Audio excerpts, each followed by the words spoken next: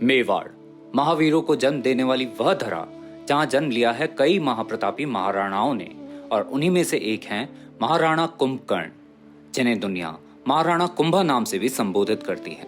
एक ऐसे महाराणा जिन्होंने अपनी दूरदर्शिता और उत्कृष्ट नेतृत्व के अधीन निर्माण करवाया एक ऐसे दुर्ग का जो समय के थपेड़ों को सहजता से झेलते हुए भी अजेय और सशक्त खड़ा रहा।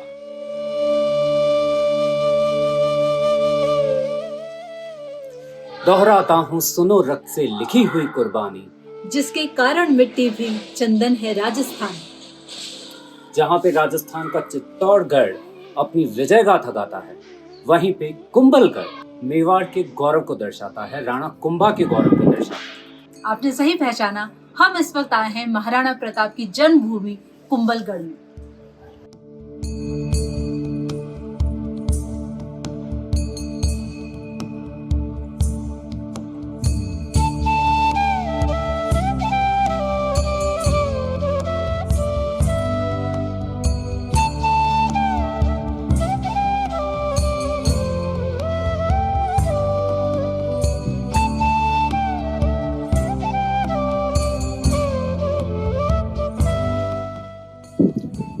पहले जानते हैं महाराणा कुंभा कौन थे। तो महाराणा कुंभा राजपूत वंश के सिसोदिया शाखा के एक महाप्रतापी राजा थे। उनका व्यक्तित्व बहुआयामी था, यानी वे युद्ध कुशल होने के साथ साथ उनको कला, साहित्य और संगीत का भी बहुत उम्दा ज्ञान था। और यह जो किला है, यह उस ज्ञान की पराकाष्ठा है। मेवाड़ में लगभग 84 किले हैं, छोटे और बड़े सारे मिला के 84 किले हैं, जिनमें से कहा जाता है 32 किलों का निर्माण महाराणा कुंभा ने कराया था। तो यह जो कुंभलगढ़ है, यह उन्हीं 32 किलो में से एक है। इसके अलावा माउंट आबू का अचलगढ़ और साथ ही जो चित्तौड़गढ़ के अंदर विजय स्तंभ और कुंभा महल है, उसका निर्माण भी महाराणा कुंभा ने करवाया था। अबुल फजल, जो अकबर के नवरत्नों में से एक थे, उन्होंने लिखा है कि यह दुर्ग इतनी ऊंचाई पर स्थित है कि नीचे से ऊपर की तरफ देखने पर सिर से पगड़ी गिर जाती है, और इसीलिए राजस्थान का सबसे ऊंचा दुर्ग होने के कारण इसे मेवाड़ की आंख भी कहते हैं, जहां से महाराणा अपने शत्रुओं पर नजर रखते थे।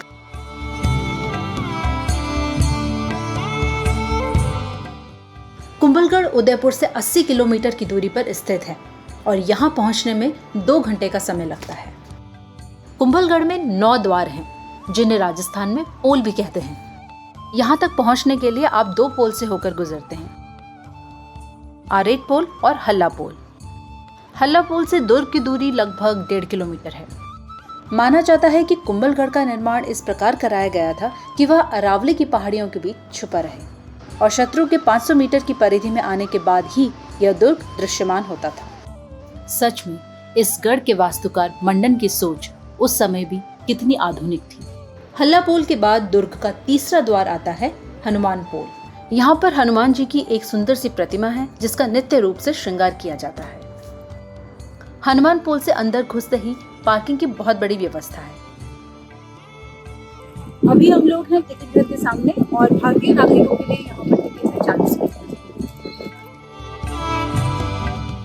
और ये है रामपोल, जहाँ से हम दुर्ग में प्रवेश करेंगे। इस दुर्ग का निर्माण महाराणा कुंभा ने 1443 में कराया था, जिसके पीछे भी एक बहुत ही रोचक कथा है। माना जाता है दुर्ग के निर्माण के लिए बाबा मेड़ ने स्वैच्छिक स्वयं की बलि दी थी। बाबा मेड़ को साक्षात भैरव का अवतार माना जाता है और इस पोल का नाम भी उन्हीं के ऊपर रखा गया। हनुमान और रामपोल के बाद अब ये है भैरव पोल। दुर्ग में प्रवेश करने का ये मुख्य द्वार हुआ करता था। बाबा ने शर्त रखी थी कि वो जहाँ पे पहली बार रुके वहाँ उनका सर काट दिया जाए, और यह मंदिर वही जगह है। परंतु शीश कटने के बाद भी उनका धड़ निरंतर चलता ही रहा, और जहाँ पर वह धड़ जाकर गिरा, वहाँ पर भैरव बाबा का यह मंदिर है, जो कि बादल महल में है। और भैरव पोल की ठीक बाद आता है नींबू पोल। नींबू पोल से चौगान पोल की तरफ जाते हुए बाईं ओर आपको एक वॉच टावर दिखता है, और मेरे ठीक पीछे है पहरा देने का खंभा, जिसे हम इंग्लिश में वॉच टावर कहते हैं। यहाँ से सैनिकों की टुकड़ी को शत्रुओं के ऊपर नजर रखने के लिए तैनात किया जाता था। और इसी के नीचे सैनिकों के लिए कमरे बने हुए हैं। चलिए देखते हैं ऊपर से क्या नजर आता है।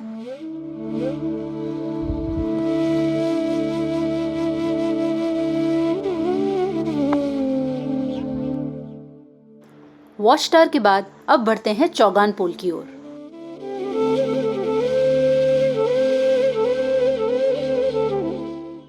अब तक हम 7 पुलें पार कर चुके हैं और अभी तक हम महल में नहीं पहुंच पाए हैं। इससे इस दुर्ग की सुरक्षा का अनुमान लगाया जा सकता है। महाराणा कुंभा और मंडन की गहन योजना और दूरदर्शिता ने इस दुर्ग को इतिहास में अजेय बनाए रखा। चौगान पुल से अंदर घुसते ही बाईं ओर एक कक्ष में आपको तोपें दिखाई देंगी। इनमें से कुछ तोपें मुगलों से हुए युद्ध में जीती हुई हैं, किंतु उनके द्वारा किए गए प्रहार आज भी इस दुर्ग में देखने को मिलते हैं। चौगान पोल से पागड़ा पोल जाते हुए बाईं ओर हमें कुछ खंडहर नजर आए और हमारा यह अनुमान है कि ये किसी न किसी तरह से युद्ध नीति में काम आते रहे होंगे। और उन्हीं खंडहरों के निकट हमें एक कक्ष में यह संरचना देखने को मिली और गाइड से पूछने पर पता पड़ा कि ये बारिश के पानी को संचित करने के काम में लिया जाता था, जो कि इस कुंड में भरा जाता था और दुर्ग के निवासियों के लिए ये पेयजल का साधन हुआ करता था। और अब हम पहुंचे हैं पगड़ा पोल। रामपोल से यहाँ तक की दूरी लगभग 1 किलोमीटर है। पगड़ा पोल से अंदर जाते ही आपको ये कुछ कमरे नजर आएंगे। ये महाराणा के घोड़ों का अस्तबल हुआ करता था। अस्तबल के दाईं ओर से ही कुंभा महल और चामुंडा मंदिर की ओर रास्ता जाता है।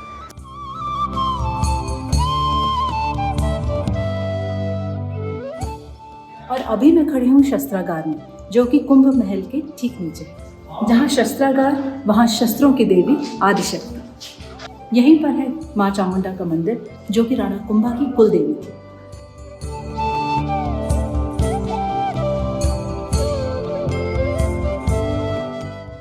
माना जाता है कि इस मंदिर में जल रही अखंड ज्योत पिछले 600 वर्षों से प्रज्वलित है।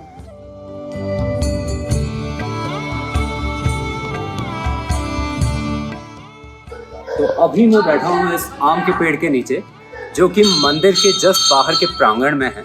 और कहा जाता है यहीं पे महाराणा प्रताप अपनी बाल्यावस्था में खेल कूद किया करते थे, खेला करते थे। और हमारे मेरे पीछे ठीक जो कमरा देख रहे हैं वह पंडित का घर है, जिसमें आज भी इस मंदिर की देखरेख करने वाले पंडित रहते हैं। ये सारे कमरे देख रहे हैं छोटे छोटे। कहा जाता है इन्हीं में से एक कमरा पन्नाधाय का था। वही पन्नाधाय जो उदय सिंह को लेकर चित्तौड़ से कुंभलगढ़ आए। वही पन्नाधाय जिनके बलिदान के बिना न उदय सिंह होते, न प्रताप होते और न प्रताप का गौरवशाली इतिहास होता। अब चलते हैं कुंभा महल की ओर।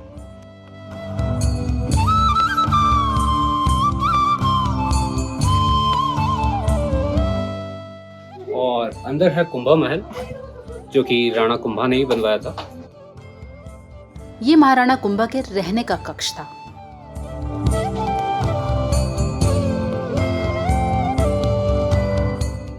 और इसी के अंदर वाले कमरे में आपको यह छोटा सा झरोखा दिखाई देगा। यहाँ पे कुल 3 झरोखे हैं, जहाँ से बहुत ही अच्छी हवा चलती है। It was the source of ventilation for this Kumbha palace. 600 साल पुराना यह दुर्ग पूर्णतः सुरक्षा की दृष्टि से बनवाया गया था, किंतु वक्त के थपेड़ों के साथ आज इस दुर्ग के कई अंग सिर्फ खंडहर बनकर रह गए हैं। कुंभा महल से बादल महल जाते हुए बीच में एक आंगन पड़ता है। जहां आंगन में बैठकर लोग खाना खाया करते थे, वहीं इसे लगकर है महल की पाकशाला।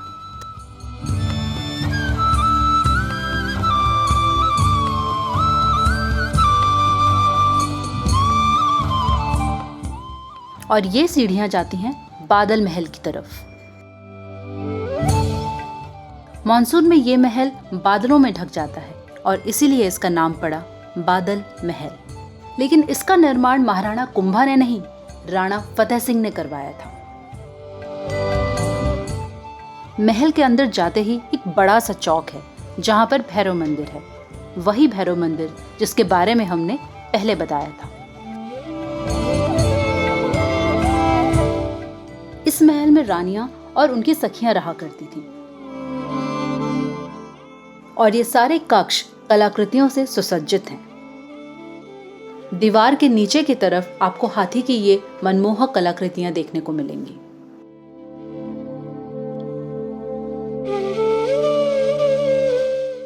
और यह है छत पे जाने का रास्ता। तो आइए छत से नजारा देखते हैं। महल की छत से आपको मनमोहक अरावली की पहाड़ियां दिखाई देती हैं और यही कारण है कि यहाँ पर आपको पर्यटक सबसे ज्यादा नजर आते हैं। अरावली की पहाड़ियों के अलावा आपको यहाँ से वो कक्ष भी नजर आता है जहाँ महाराणा प्रताप का जन्म हुआ था।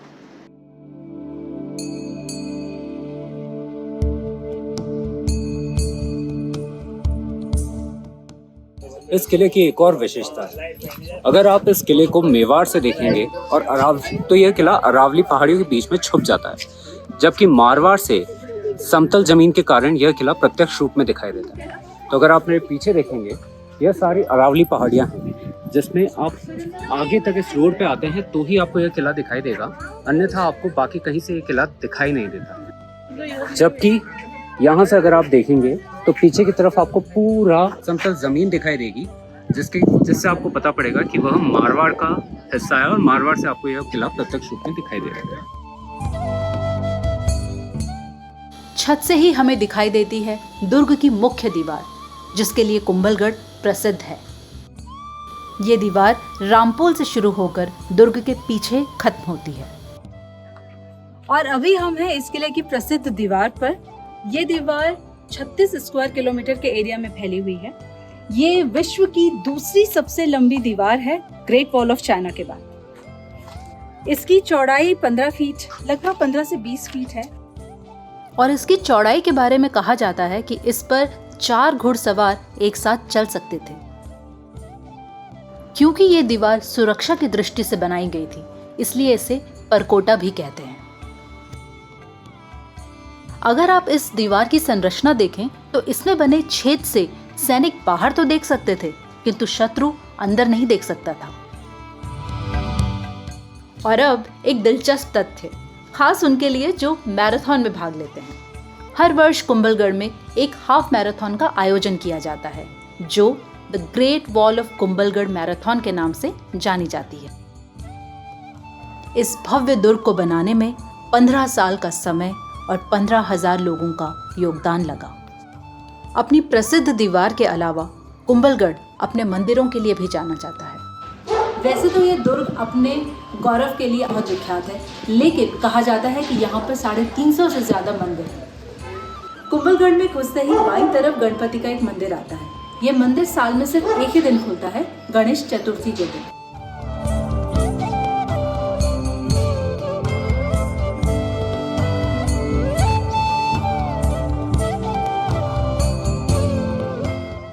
और ये है लक्ष्मी नारायण मंदिर, जो कि गणेश मंदिर के ठीक बगल में है।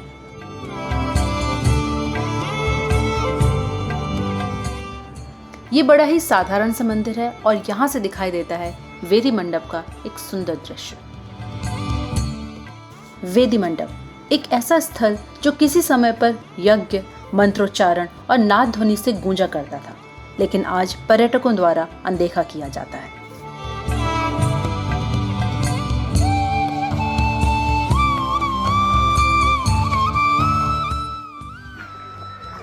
हम अभी हैं वेदी मंडप में। यह एक त्रिकूट मंदिर है। त्रिकूट मंदिर का मतलब होता है जिसके 3 अंग होते हैं, और यह है मुख्य मंदिर। इस मंदिर में 3 गर्भगृह हैं जो कि ब्रह्मा, विष्णु और शिव को समर्पित हैं। ये जाना जा सकता है इसके 3 शिखरों से, और इसीलिए इसको कहा जाता है त्रिकूट मंदिर। किंतु आज इस मंदिर में विष्णु की यह षटभुजा प्रतिमा ही देखने को मिलती है। तो अगर आप मेरे बाईं तरफ देखेंगे तो बाईं तरफ का जो स्ट्रक्चर है, वहाँ पे एक हॉल जैसा बनाया हुआ है जो कि मेन वेदी है।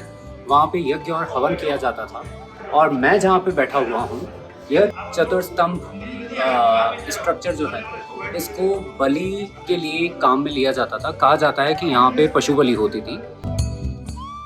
ये यज्ञशाला एक 3 मंजिला मंदिर है जो कि 36 स्तंभों पर आधारित है।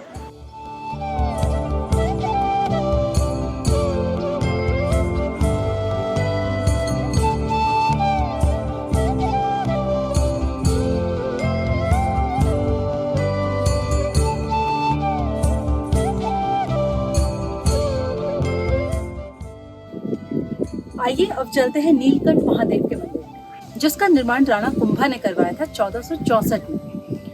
यहाँ ये मंदिर जो है बहुत ही विख्यात है अपने 4.5 फीट लंबे शिवलिंग के लिए और अपने 26 विशाल स्तंभों के लिए।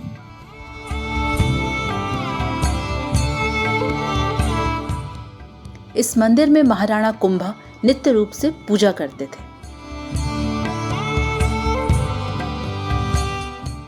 इतिहास में महाराणा कुंभा और महाराणा प्रताप की कद को लेकर काफी भ्रांतियां फैली हुई है। काफी लोग समझते हैं कि इतना लंबा कद किसी आदमी का नहीं हो सकता, पर कहा जाता है कि महाराणा कुंभा 8 फीट से भी ज्यादा लंबे थे। और यह जो शिवलिंग है यह साक्षात उनके इस कद को दर्शाता है। किस प्रकार? कहा जाता है कि महाराणा कुंभा जब यहाँ पर बैठते थे तो वो बैठ करके शिवलिंग का अभिषेक कर सकते थे और उनके हाथ इतने लंबे थे कि वे पूरे शिवलिंग का आलिंगन कर पाते। और इसीलिए उन्हें अजान बाहु भी बोला जाता है। तो यह शिवलिंग अगर आप देखेंगे, यह शिवलिंग 4.5 फीट का है। एक मेरे जैसा या आपके जैसा एक आम इंसान यहाँ बैठ के इस प्रकार से पूजा नहीं कर सकता जिस प्रकार महाराणा कुंभा किया करते थे।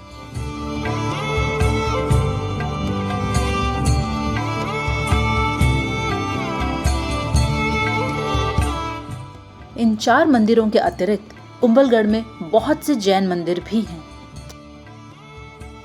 ये सब घूमने के बाद सूर्यास्त के समय आप यहाँ पर लाइट एंड साउंड शो का भी आनंद उठा सकते हैं। कुंभलगढ़ केवल एक दुर्ग नहीं, अभी तो मेवाड़ के इतिहास की वो किताब है जिसके हर पन्ने पर महाराणा कुंभा का नाम अंकित है।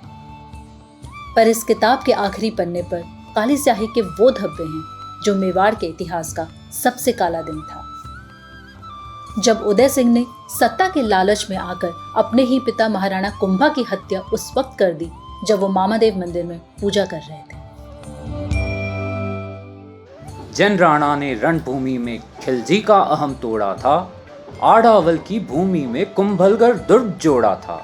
मेवाड़ के अभिमान प्रताप जहां जन्मे थे, इस विजय दुर्ग की गाथा हम बुजुर्गों से सुनते थे। आओ इस गौरव गाथा को पुनः स्मरण कर ले हम, कुंभा के कुंभलगढ़ को पुनः नमन कर ले हम।